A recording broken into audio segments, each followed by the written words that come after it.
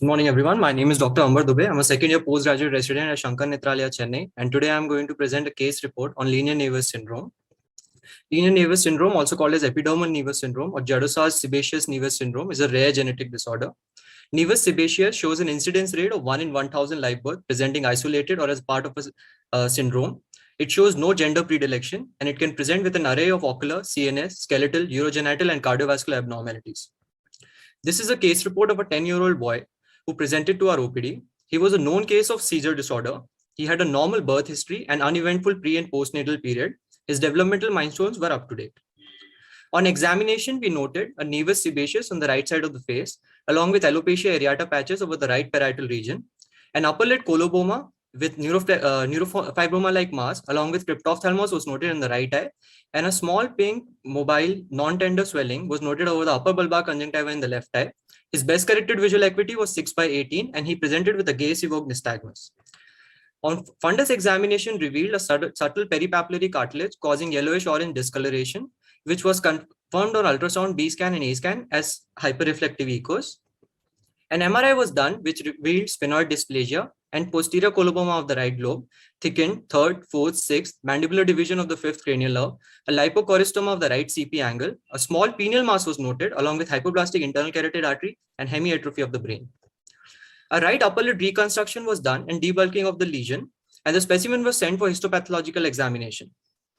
Histopathology and immunohistochemistry were consistent with a neurofibroma. The patient was postoperatively rehabilitated with a prosthetic shell, and he was doing well post-op. So epidermal nevus syndrome or linear nevus syndrome was first described by Jadrosar in 1895. It is sporadic in occurrence and shows a non-Mendelian transmission. As discussed, it can present with an array of ocular, CNS, skeletal, urogenital, and cardiovascular abnormalities. It can be associated with epileptic syndromes like infantile spasms and Lennox-Gastaut syndrome. Brain imaging is an utmost part of the management of this disease. Varied ophthalmic and systemic features that can be associated with this syndrome are strabismus, coloboma, cataracts, corneal vascularization, early onset epilepsy and mental retardation, brain dysgenesis, cortical dysplasias, and tumors such as ocular hemangiomas, glial hamartomas, and gliomas. So the take-home message is ophthalmic choristomas are common. Anophthalmos with neurofibroma has been seldom reported in literature. A thorough systemic workup is essential for the management of these cases. Timely intervention is of utmost importance for better cosmetic and visual rehabilitation. Thank you.